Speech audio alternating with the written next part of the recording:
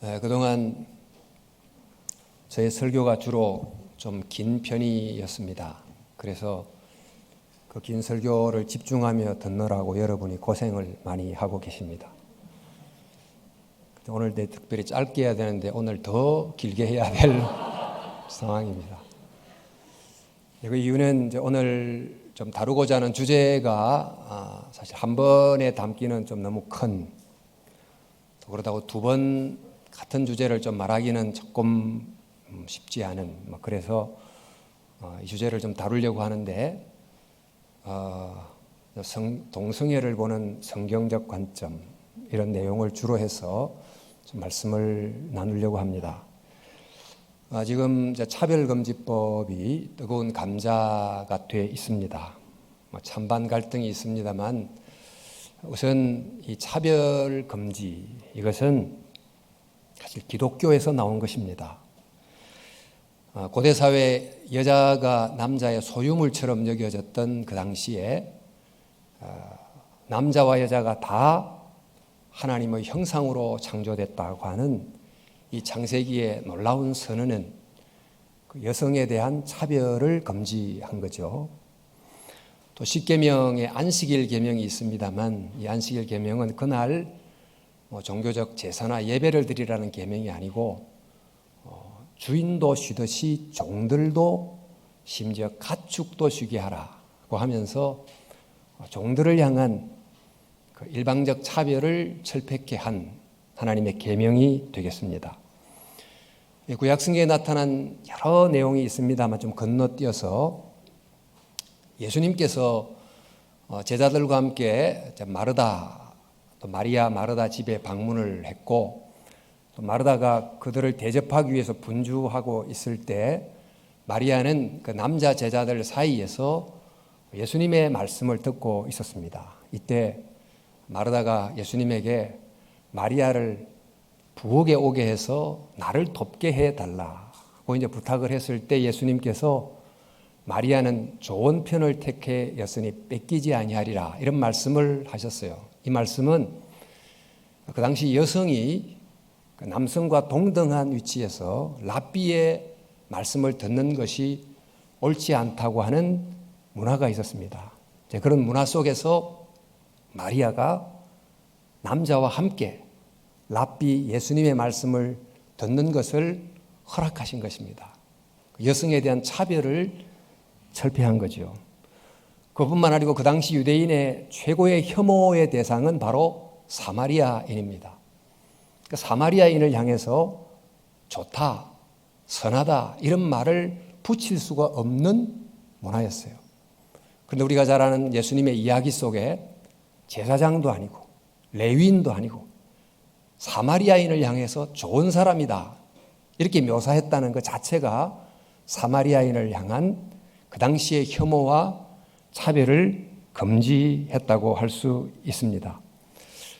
뿐만 아니고 사도 바울은 그 1세기에 정말 부부간에도 남편 중심적 그 문화 속에서 남편과 아내를 향하여 피차 복종하라, 이렇게 말씀을 하심으로 좀 아내에 대한 그 문화 속에서 일어나는 가부장적 제도 차별을 금지를 하신 것이고, 또 주인을 향해서도 노예에게 공갈을 하지 말도록, 위협하지 않도록 하면서 노예의 인권을 보호하도록 말씀을 하셨습니다.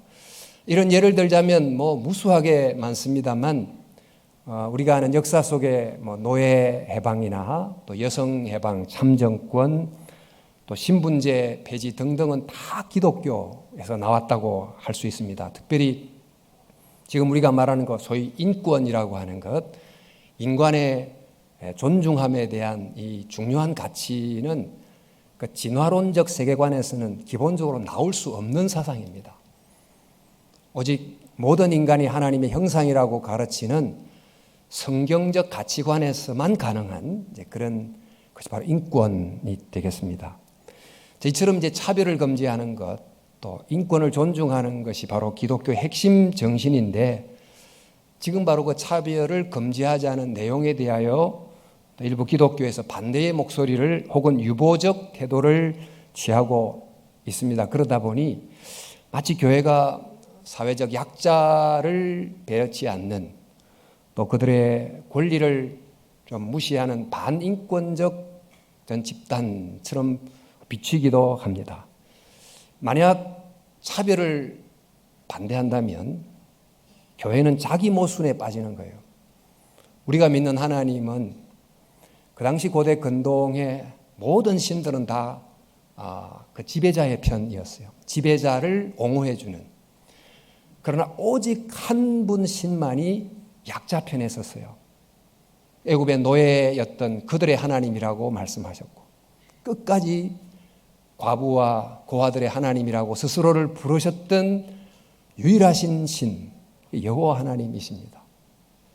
그러므로 우리가 그 하나님을 믿는 이상은 우리는 정말 차별을 금지하고 인권을 존중하고 약자를 귀히 여겨야 마땅합니다. 그럼에도 불구하고 이번 포괄적 차별금지법에 대한 유보적 혹은 반대 입장을 가지는 이유는 그 차별 금지 자체가 아니고 그 속에 든 하나의 조항 때문인데, 이른바 이제 성적 지향에 관한 조항 때문입니다.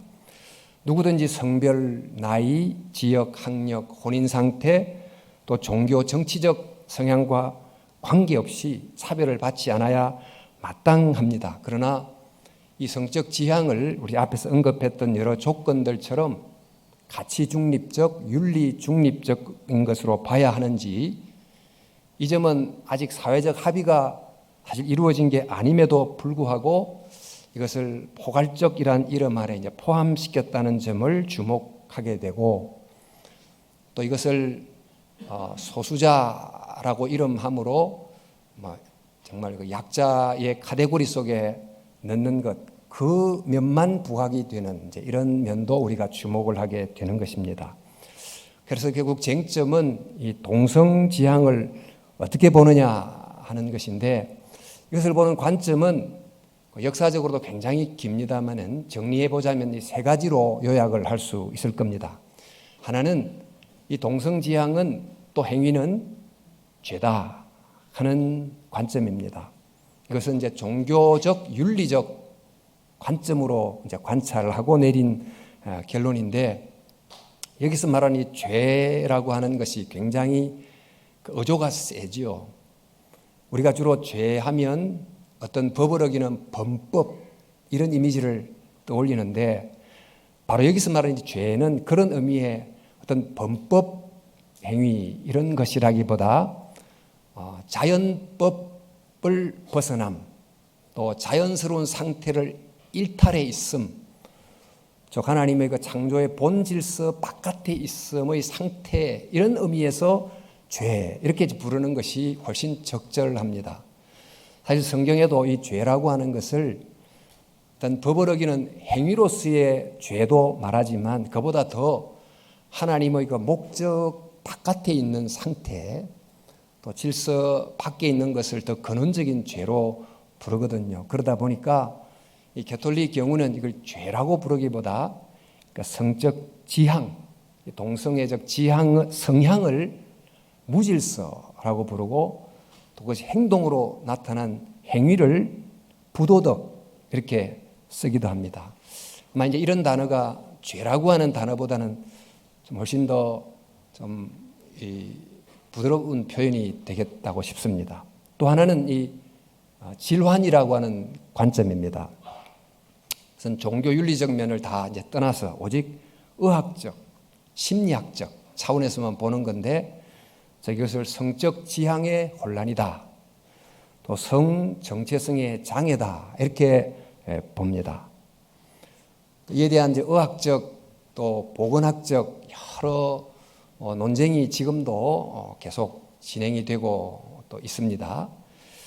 세 번째는 성적 지향이다 하는 것인데, 마치 이제 왼손잡이가 소수지만 오른손잡이가 정상이듯이 또 하나의 정상적인 성적 표현이다, 이렇게 이제 보는 것입니다. 이제 이것은 종교적 윤리적 관점을 다 배제하고 또 의학적, 보건학적 관점도 상당히 배제하고 오직 그것은 개인의 선택이요, 취향이다. 이런 쪽의 관점으로 이제 보는 내용이지요. 도대체 어떤 관점이 맞을까요? 어떤 관점을 취하느냐에 따라 이제 동성지향에 대해야 될 태도와 입장이 상당히 달라지게 됩니다. 만약에 이것을 죄 혹은 질환으로 본다면 이 동성 성향은 극복의 대상이지요. 벗어나야 될 대상이 됩니다. 그러나 이것은 또 하나의 정상적 성적 지향이다. 이러면 이것은 받아들여야 될 대상이 되는 거예요. 그래서 전자의 경우는 문제는 동성 성향을 가진 사람들 속에 있는 바로 그 성향이 문제다. 또 그 후자는 그 동성적 성향을 문제시 삼는 모든 사회적 제약이 문제다. 그러니까 문제가 한쪽은 안에 있다고 보고 하나는 그 밖에 있다고 보는 것입니다. 과연 어떤 관점이 옳으며 또 어떤 입장을 취하는 것이 그 당사자에게 정말 유익하고 옳은 길인가? 또 이건 어떻게 하면 이 사회에 유익이 되는가? 고민을 많이 해야 됩니다. 근데 이게 이제 논란이 뜨겁다 보니까 사람들 중에는 이것은 지극히 개인적인 일인데 그 어떤 사람이 개인적인 취향을 따라 누구를 사랑하고 또 자기 방식대로 살아가는 사랑의 방식인데 그걸 그냥 개인에게 맡기고 알아서 하면 되지 않겠나 이렇게 이제 말하기도 합니다. 그리고 어느 정도 지금은 이제 사적인 영역으로 이렇게 묵인되어 왔습니다만 그러나 사실 이것은 매우 개인적 사적인 영역이면서 동시에 매우 사회적인 공적인 영역이 되기도 해요.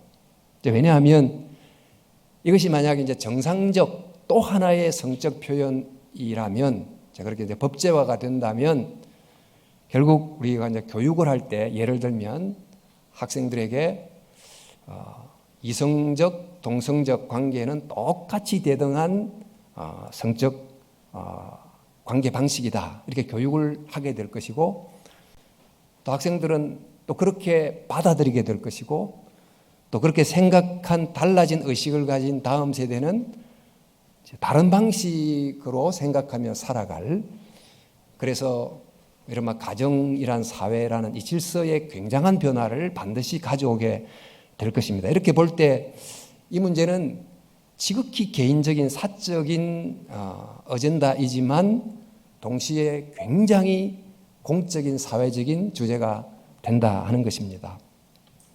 2003년도 4월 2일자 국가인권위원회 보도자료를 따르면 교육인적자원부가 발행하는 성교육 교사용 지침서에 이렇게 되어 있습니다.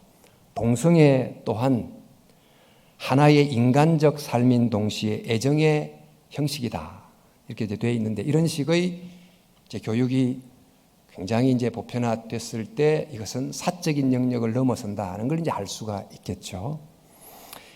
어쨌든 이런 문제가 뭐 서구에서도 뜨거운 논쟁이 되어 있고 지금도 그렇기도 합니다만 이제 이것이 법제화되기 전은 그래도 사적인 일로 되다가 법제화되면서 굉장한 이제 변화가 오는데 이 내용을 충분히 설명할 만큼 제가 알지를 못하고 또 이 설교 시간에 다 다룰 만큼의 주제도 아닙니다. 다만 오늘 저는 이 문제에 관한 성경적 가르침은 어떤가 이걸 좀 초점으로 보려고 합니다. 여러분 이제 동성애, 동성 성향을 이제 말하면 제일 먼저 떠오르는 이야기가 어떤 이야기죠? 창세기에 나타난 소돔 고모라 이야기가 떠오르시죠. 그 당시 도시국가 중에 하나였던 소돔에 롯이 살았죠. 그 롯의 가정에 하나님의 사자가 방문을 합니다. 이미 이제 소돔 땅에 있는 죄악을 보고 실제 어떤가 하고 이제 보려고 간 겁니다. 이제 갔는데 그 도시 주민 몇 사람이 와가지고 이렇게 이제 말하는 거죠. 오늘 밤 내게 온 사람들이 어디 있느냐? 이끌어내라. 우리가 그들을 상관하리라 이렇게 되어 있어요. 여기서 그들과 상관한다 이 말은 말하자면 성적 관계를 갖겠다.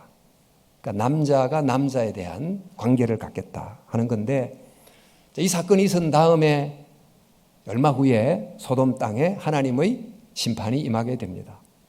자, 그럼 이 소돔 땅에 하나님의 심판을 불러왔던 그 죄는 구체적으로 뭘까요?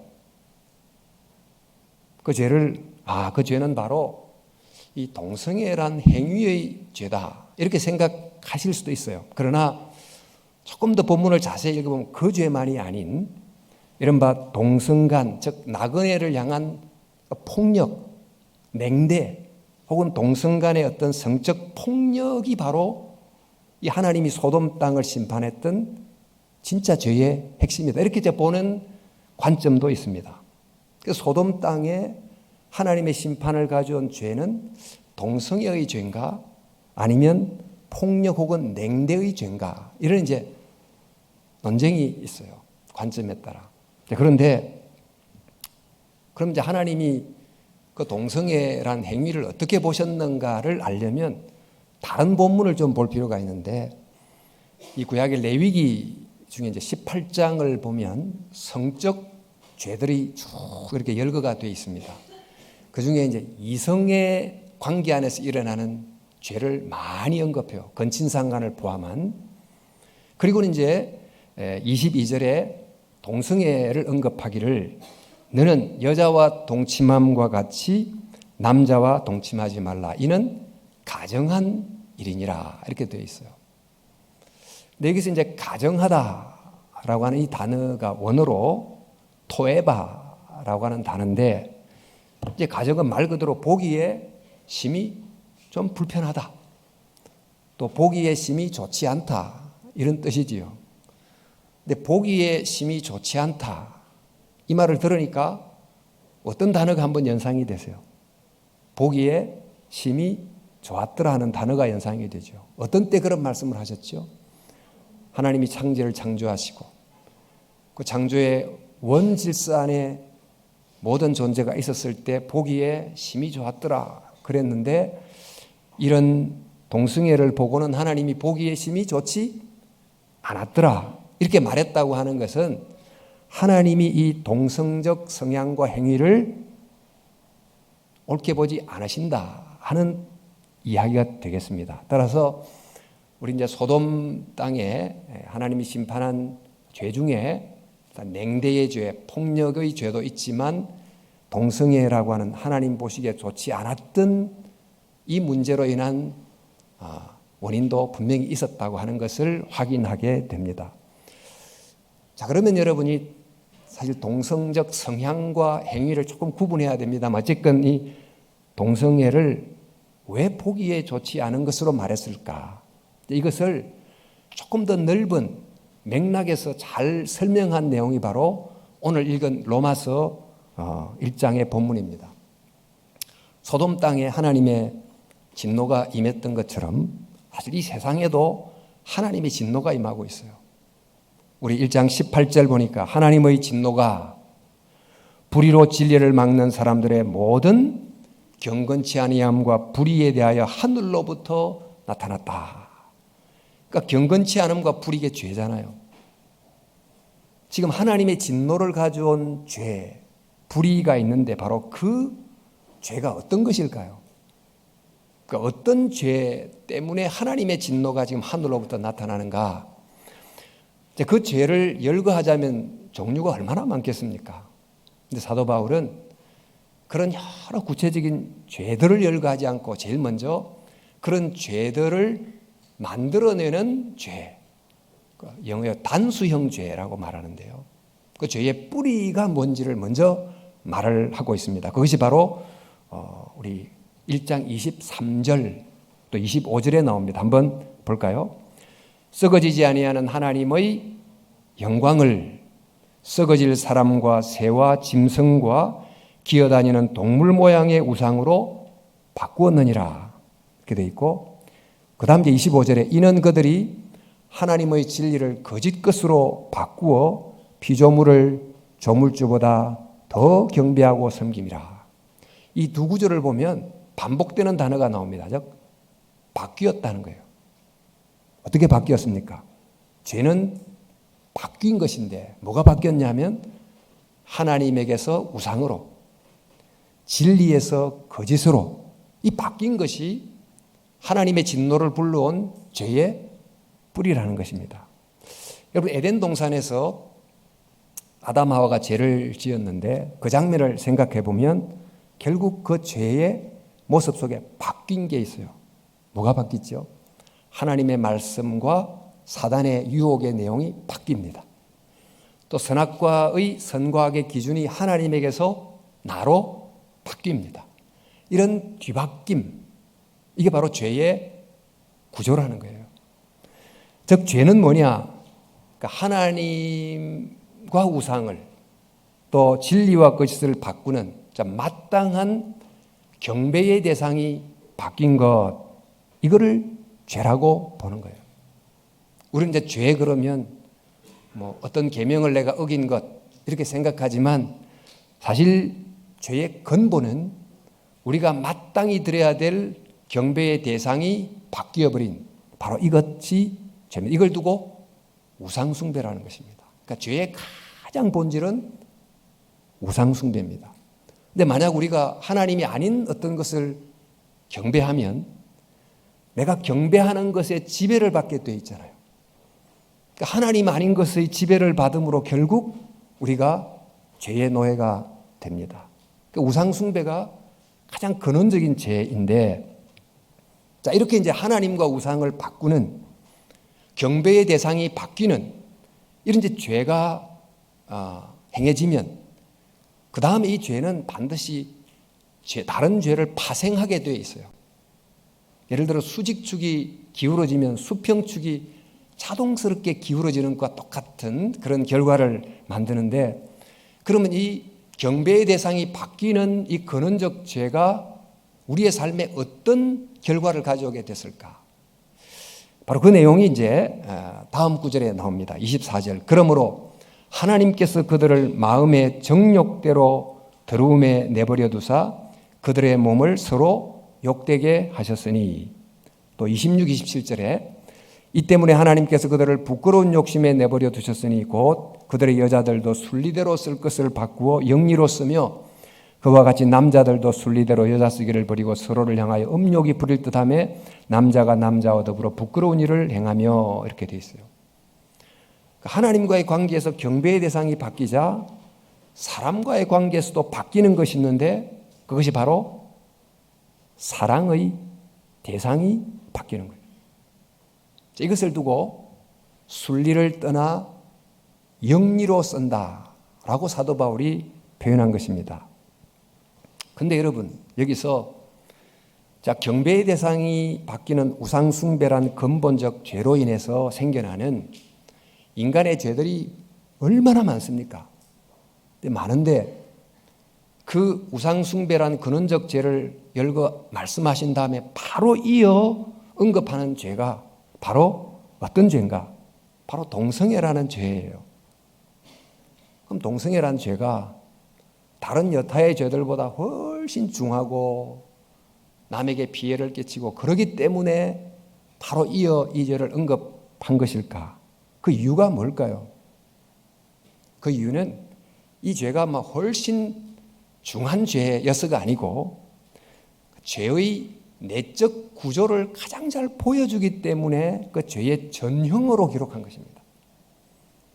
여러분, 앞서 말씀드린 이제 경배의 대상이 바뀜을 가장 잘 드러내는 게 우상숭배라면 사랑의 대상이 바뀐 것을 잘 드러내주는 것이 하나가 이제 동성애이기 때문이죠. 실제로 우리가 범하는 무수한 죄들을 딱 보면 속을 쫙 들여다보면 대부분 동일한 구조를 갖고 있어요. 그 구조가 뭐냐면 올바른 사랑의 대상이 바뀐 것입니다. 우리가 지금 세상에서 보는 죄들을 한번 다 보면 결국 사람과 물질이 있습니다. 우선적 사랑의 대상이 사람이어야 되지만 물질을 더 사랑합니다. 그러다 보니까 물질이 목적이고 사람이 수단이 되는 이런 것이 우리가 보는 무수한 죄들 속에 있는 죄의 구조인 것입니다.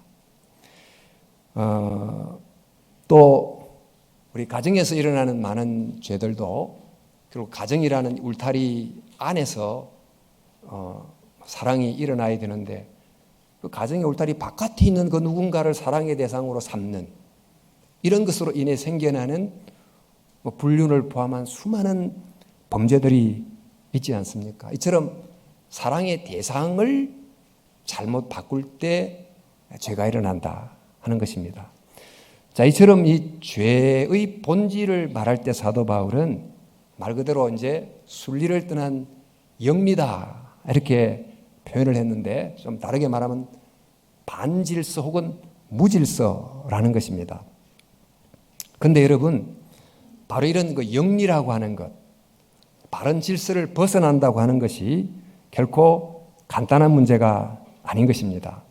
여러분, 가정이라는 질서 안에서 종종 타락도 일어나고 문제도 생깁니다만은 그것 때문에 사족에 상처를 주기도 하나 가정이란 틀 자체는 유지가 됩니다.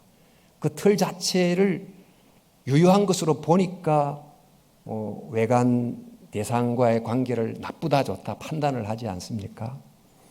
그런데 이제 동성적 관계는 어쩌면 타인에게 별 상처를 주는 게 아니고 또 이성애적 관계보다 훨씬 더 순수하게 사랑할 수도 있습니다. 그럼에도 불구하고 이것이 문제가 되는 이유는 이른바 이제 가정이라고 하는 그 원질서 자체를 질서를 건드리기 때문에 이제 문제가 된다고 하겠습니다.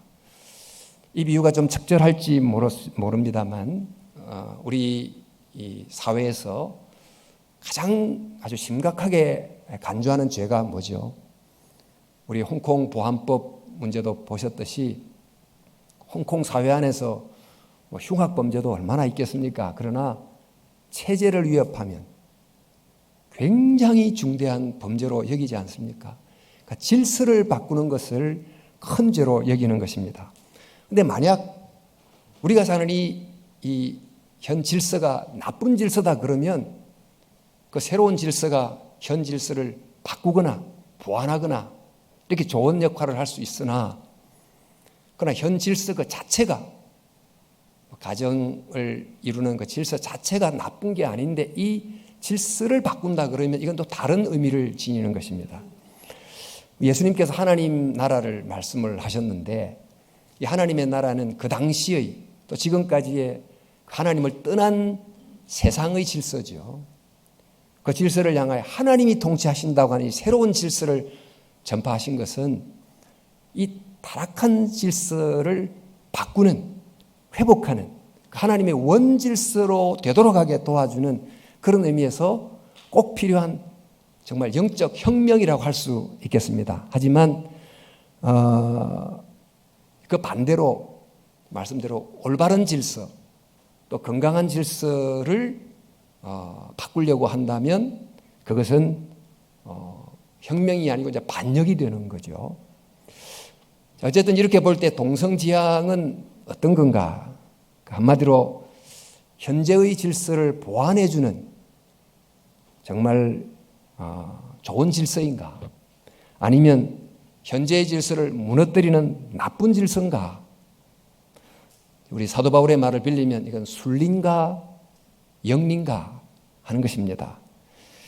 자, 이 부분에 관해서 제가 이제 유명한 그 팀 켈러 목사님의 좀 말씀을 좀 소개하는 게 도움이 될 것 같습니다. 이분이 동성애에 관한 사람의 저서를 좀 비평하면서 쓴 내용인데요.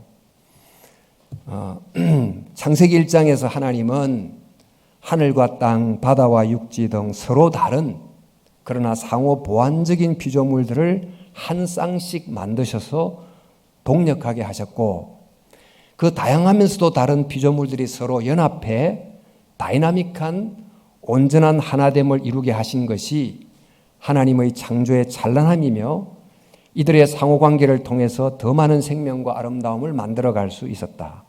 그런데 남성과 여성의 창조와 결합은 이것의 클라이막스다.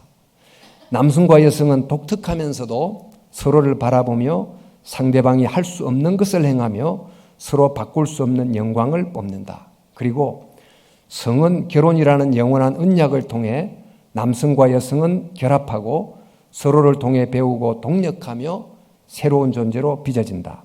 그런데 동성애는 성의 놀랍도록 풍부한 다양성을 영광스럽게 하지 못하게 하고 배우자는 물론 자녀들에게도 이를 맛보지 못하게 한다. 이렇게 했습니다.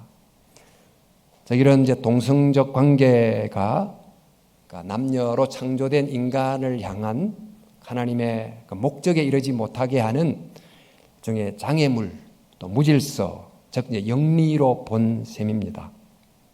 바로 이것 때문에 로마서를 기록할 당시에 그 그리스 로마 사회는 사실 동성애가 굉장히 편만한 문화 현상이었습니다.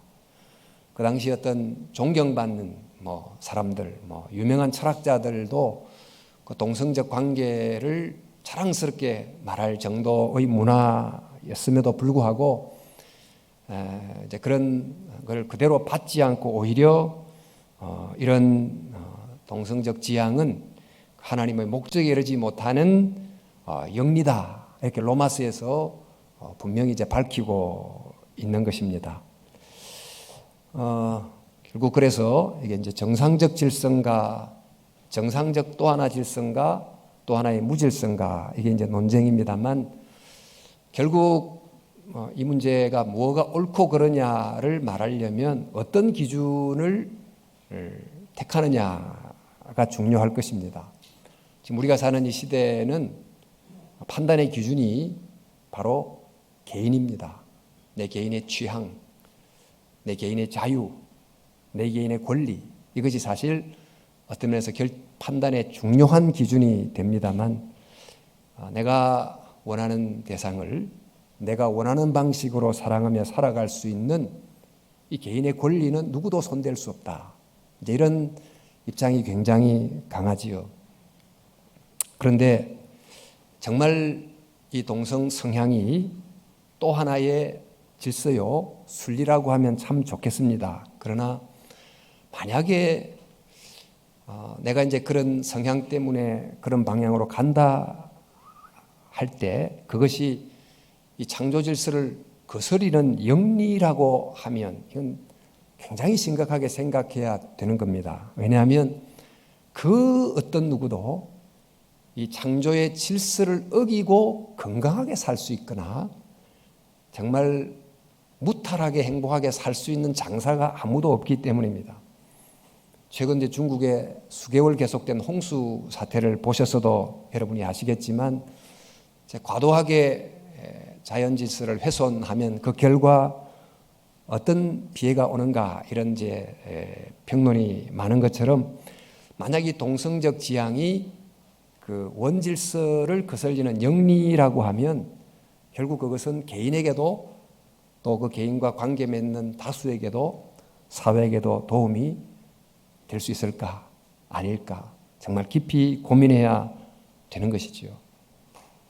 그래서 저희들은 이제 성경을 믿고 있는 자로서 결국 성경의 관점을 아주 중요한 기준으로 삼고 생각해야 될 것이고 또 어디 예수님이라면 어떻게 하셨을까?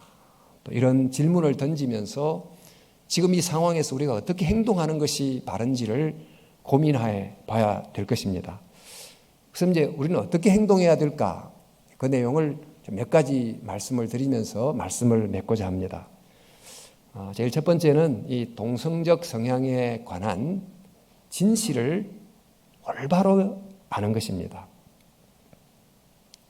우리 바울 사도가 이 동성적 지향이 문화가 됐던 그 상황 속에서도 그게 문화니까 당연히 여기지 않고 정말 이것이 개인과 사회를 위해서 옳은가 그런가 유익한가 아닌가를 밝혀서 말씀에 근거해서 분명히 말하지 않았습니까? 그리고 그걸 붙들었어요. 그러니까 참을 바르게 알고 붙드는 게 중요합니다. 예수님이 가늠하다가 현장에 잡힌 여인을 보시고 어떻게 하셨습니까? 사실 그 사건의 주 책임은 현장에 붙잡힌 여자가 아니고 현장에 없는 도망친 남자 아니겠어요? 이 여성은 상당히 수동적인 상황이었을 텐데 그럼에도 불구하고 그걸 죄 아닌 건 아니다 라고 분명히 하세요. 왜냐하면 이게 죄라는 걸 알아야 죄로부터 벗어날 수 있으니까 그걸 분명히 하십니다. 지금 우리가 이제 동성애에 관한 논의가 계속 있습니다. 또 찬반 친반의 논쟁이 계속되고 있는데 어느 편견에 서지 않고 의학적, 보건학적, 심리학적, 사회학적 연구를 다 해서 내게 맞는 것만 읽지 말고 서로 상대방 거를 충분히 정직하게 읽으면서 이 상황에 대한 정말 객관적이고 균형 있는 진리에 접근하려고 상호 노력하는 이것이 중요하다고 생각하는 거예요. 뉴스를 보니까 중국에서 익명으로 발송된 여러 정체불명의 씨앗이 미국으로 많이 발송이 된다는 뉴스를 봤습니다. 그래서 정부가 그 뉴스를 함부로 파종하지 마세요 그랬다는데 저 이유는 그 씨앗을 혹시 파종했다가 그게 이제 미국 땅의 생태계를 더 풍성하게 만들지 생태계를 교란할지 모르니까 조심해야 되지 않습니까?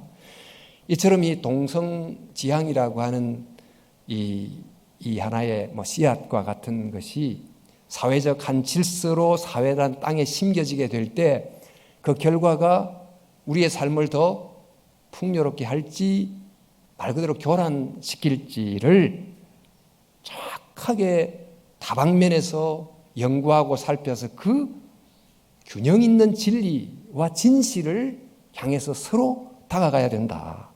우리는 또한 그에다가 하나님의 말씀을 연구해야 되는데 그걸 너무 피상적으로 동성애는 죄라고 하더라 이런 것을 떠나서 정말 우리 인권과 차별 금지가 성경에서 나온 것처럼 매우 성숙한 또 다른 사람이 들어도 정말 일리를 가진 설득이 가능한 아주 성숙한 논리를 가지고 성경은 왜 이것을 이렇게 말하는지를 더 잘 연구를 하는 그래서 이 사안에 대한 정말 깊은 진리에 접근하려는 노력이 일단 제일 먼저 필요하다고 할 수 있겠습니다.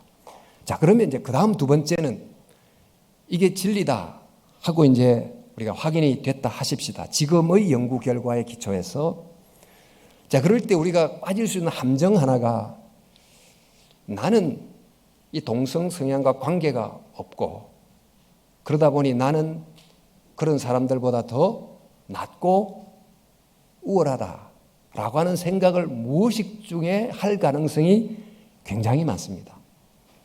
말로는 그렇게 하지 않지만 대하는 태도 속에 은연히 묻어날 가능성이 있는 거예요. 저는 안 가봤습니다. 퀴어 축제하는 옆에 서서 그들을 바라볼 때 정말 못 볼 걸 보는 것처럼 하는 인상이 이렇게 비치는 것은 나는 그들과 다른 좀 우월한 존재다. 이런 어떤 무의식적 표현이 나타나는 것 아닙니까? 그런데 여러분 로마서에 보면 동성애에 관한 몇 구절을 제외하고는 이성애로 말미암은 이 죄에 대한 구절이 훨씬 더 많고 그리고 또 사회적 불의로 인한 죄는 그보다 더 많습니다. 이것이 말해주는 것이 뭡니까?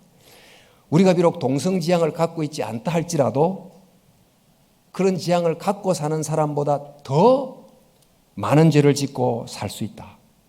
우리는 그들보다 결코 더 어렵지 않을 수 있다는 것을 알아라는 거예요.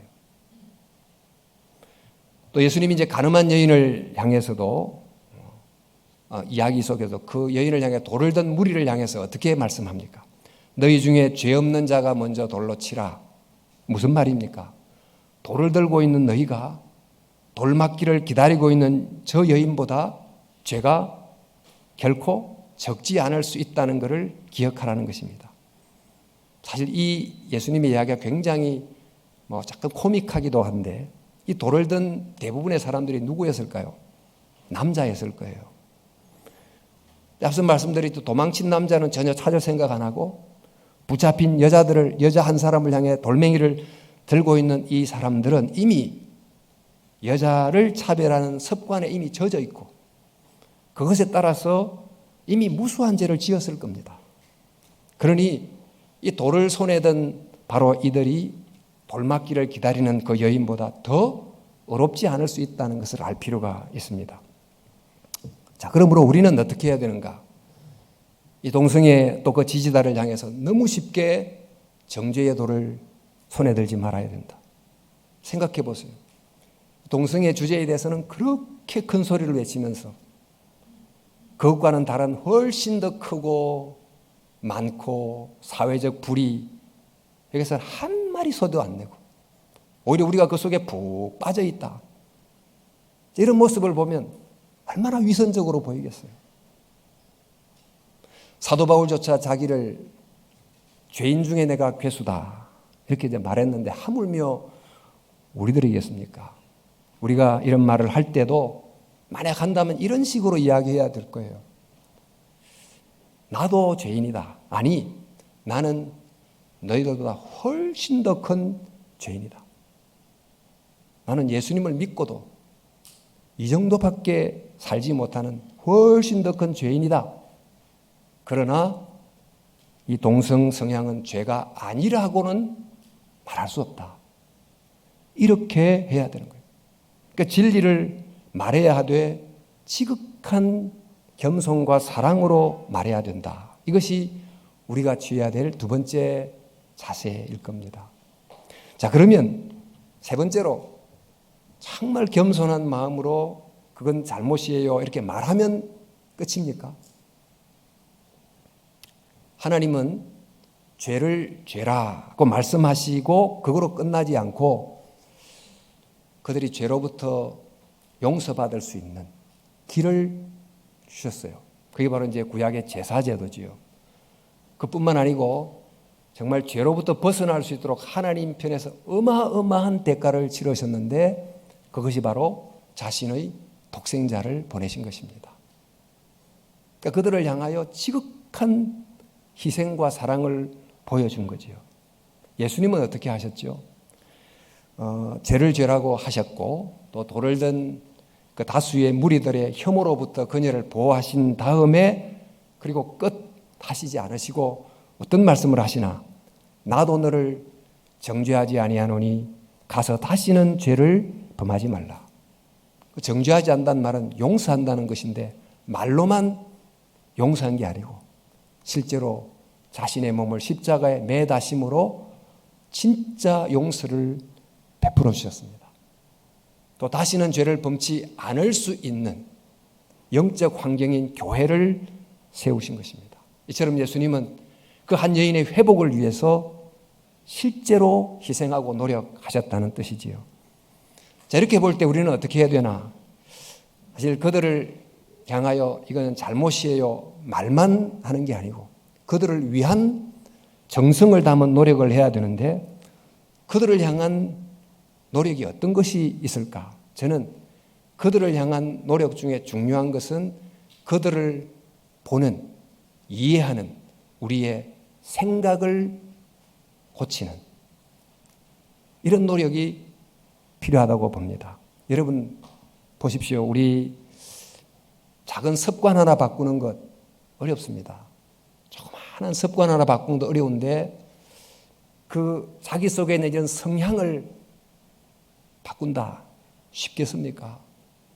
근데 그거를 단박에 바꾸라고 이렇게 말할 수 있겠습니까? 또 우리는 차가운 시선을 한 번만 받아도 굉장히 불쾌하고 그런데 지속적으로 동성 성향을 가졌다는 이유로 차별의 시선을 계속 받으면 얼마나 마음에 분노가 생기겠어요? 사람마다 다 외롭기 때문에 그 사랑의 대상을 다 찾습니다. 우리 모두도 그렇고 특별히 젊을 때일수록 그 사랑의 대상을 찾는 것이 사실 가장 큰 관심이기도 합니다. 그 사랑의 대상이 이성이 아니고 동성이다. 자, 그런 성향을 가졌다고 하면 그 사람의 이 자기 안에서의 갈등, 또 그로 인한 성 정체성 혼란이 주는 고뇌, 이게 얼마나 크겠습니까? 근데 이런 그 사람의 형편에 대한 충분한 이해가 별로 없이 그저 당신은 잘못이요, 이렇게 이제 말하는 이런 우리 편의 태도를 고치는 게 필요하다. 또 이제 그런 사람을 가족으로 데리고 있는 그 부모님 얼마나 힘들겠습니까?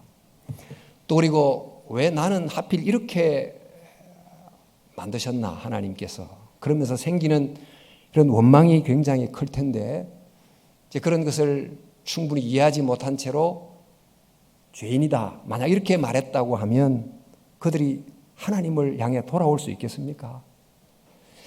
자, 이렇게 이제 보면서 우리는 그들을 죄인이다라는 시선에 앞서서 우리보다 훨씬 더 무거운 짐을 지고 있는, 우리보다 너무너무 어렵게 살아가는 사람이다 하는 마음을 가져야 될 줄로 합니다. 그러니까 지금보다 훨씬 더 많은 공감을 가져야 비로소 그들이 교회에 올 수가 있지, 우리 안에서 그런 내면에 우리 안에 변화가 없는데 그냥 오세요, 그 시선이 따갑게 느껴지는데 어떻게 앉아 있을 수 있겠어요?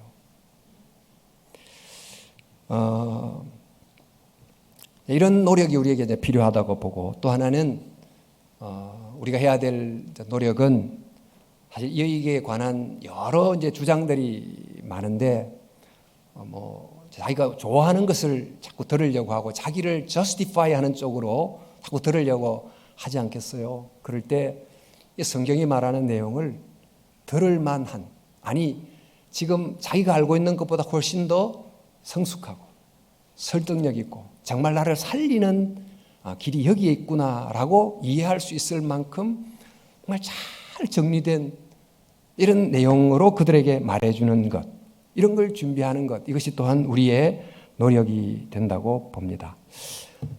여러분, 말씀을 맺으면서 결국 우리는 어떻게 이 동성지향과 행동에 관한 진리를 붙들면서 또 한편은 그런 지향을 가진 사람을 진심으로 사랑할 수 있느냐, 즉 성경적 진리를 포기하지 않으면서 원수도 사랑하라 그랬는데 그들을 정말 지극하게 사랑하라는 예수님의 명령을 동시에 준행할 수 있느냐, 이것이 이제 과제지요. 그런데 참 기억해야 될 것은 진리와 사랑은 함께 붙들 때만 사람이 살 수 있다는 거예요. 둘 중 하나를 놓으면 절대로 살리는 길이 아닙니다. 한번 생각해 보십시오. 진리를 포기한 사랑, 예를 들어 우리 아이가 막무가내인데 마땅히 해야 될 길에 대한 교육을 가르치지 않고 마음대로 방임한다? 그런 진리를 포기한 사랑은 그 아이를 살리는 게 아니지요. 요즘 이제 흡연에 관해서는 좀 많이 달랐지만, 흡연이 중독 상태에 들어간 사람에게 그 흡연이 주는 어떤 위험을 담뱃갑에 무시무시한 그림을 걸어놓고 이렇게 함으로 적어도 그 흡연이 주는 의학적 위험을 충분히 알리지 않고 마음대로 하세요, 이렇게 하는 것은 그를 살리지 않는 것처럼 진리를 놓지 않는 사랑이 중요하다. 동시에 사랑을 놓은 진리도 역시 그를 살리지 못한다. 여러분, 지금 현재의 수준을 고려하지 않고 단번에 높은 수준을 요구한다, 이것은 잘못이지요. 말씀드린 것처럼 하나의 습관을 바꾸는데도 수개월 혹은 수년이 필요하다면, 이런 동성적 성향을 바꾸는 데는 어쩌면 일생의 기간이 걸릴지도 몰라요. 근데 그 과정을 이해하면서 함께 걸어가는 이런 인내의 사랑, 이것이 없는 진리의 요구, 당장 변해라고 하는 이런 프레스, 이런 건 그 사람을 살릴 수 있을까요? 과연 이런 이해를 통한 꾸준한 동행으로 그와 함께 정말 갈 수 있는가?